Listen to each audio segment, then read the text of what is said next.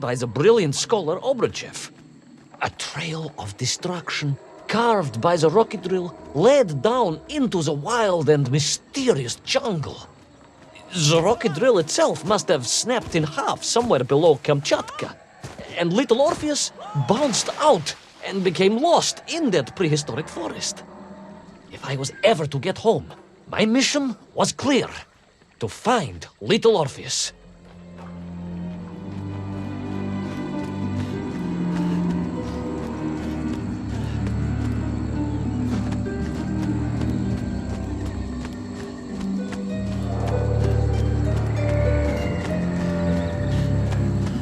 I steeled myself and plunged deeper into that prehistoric jungle where insects the size of dogs buzzed around.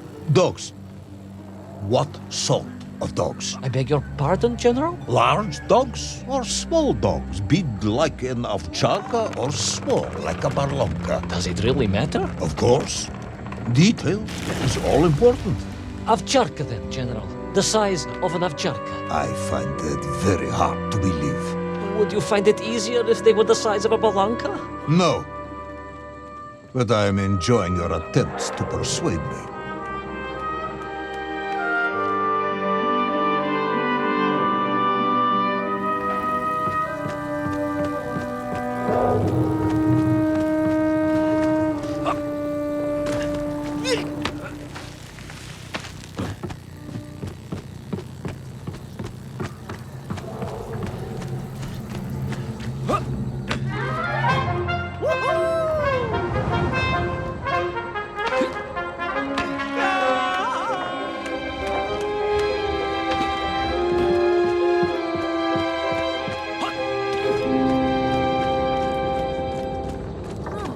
Another part of the rocket drill.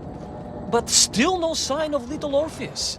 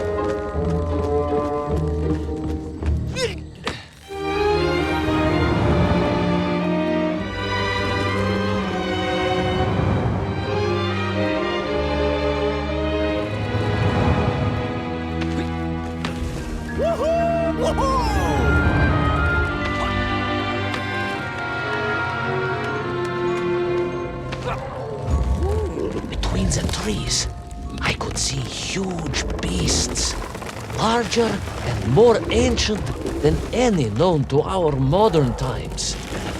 Could it be that Obruchev was right? And deep below the Earth's surface, prehistoric monsters still roam freely. Yes, but little Orpheus.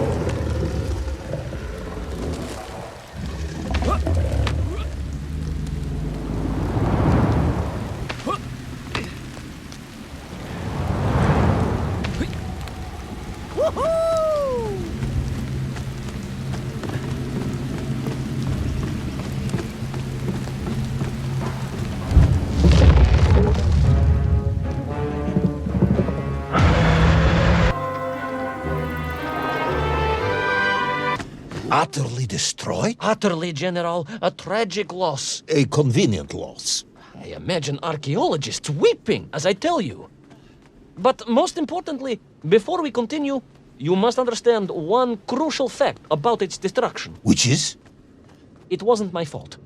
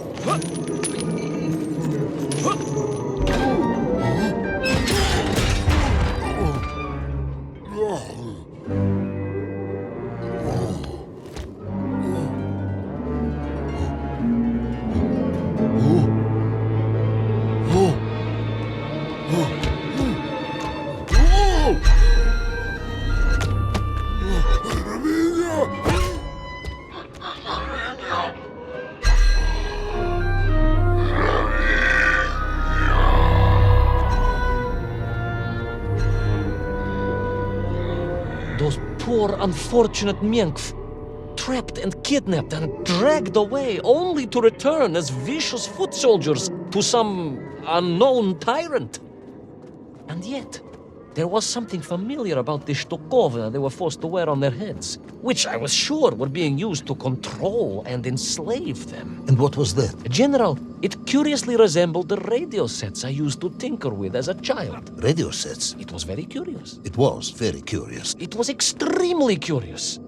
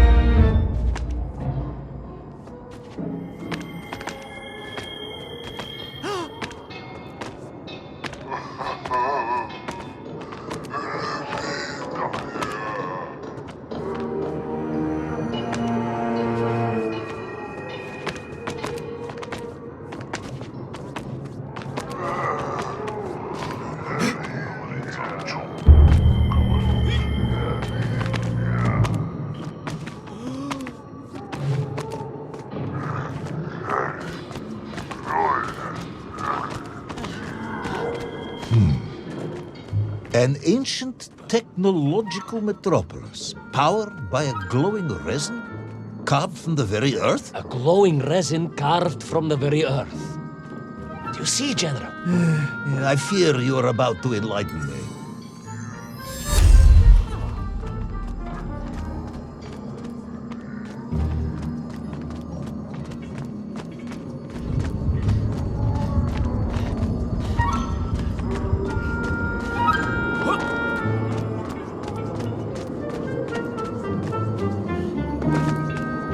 Little Orpheus must have been drained by the impact, but whoever had stolen it and brought it here was no doubt planning to use the Agarthan resin to charge up the atomic bomb, restoring the device to its full potential. What sort of man would come up with such a monstrously reckless scheme? Perhaps the type of man who has such limited understanding of atomic energy that he thinks an ancient metropolis can be powered by shiny marbles.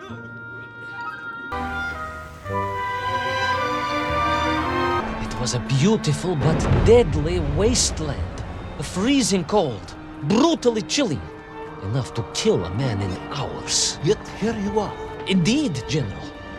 An impoverished childhood playing in the streets of Omsk during those bitter winters have made me hardy. I thought you said you grew up in Altai. Ah, General, the life of a poor toy maker's family. We had to move from place to place just to find work.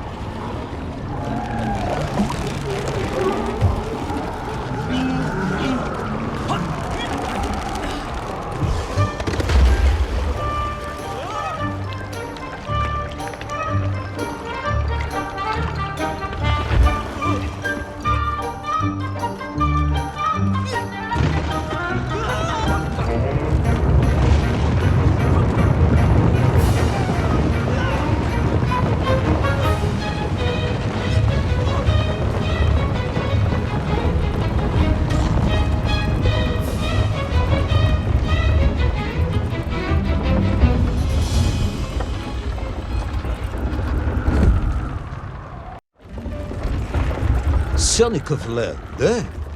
Of course, Sonikov himself reported nothing more than a bluish fog on the horizon. Your island may be nothing more than the product of overactive imaginations. General, consider this. Imagine taking a simple peasant, a pig shepherd, for example, and telling him one day humans would fly around the earth beyond the sky. He would say you were stark raving mad, saldaphone, a ridiculous kazyol baradati, a buffoon stuffed into a military uniform, a pridurak, a chuchela tuparile. This peasant of yours had better watch his mouth. if he doesn't want to spend his holidays in Solovyetsky. Perhaps you should return to your story.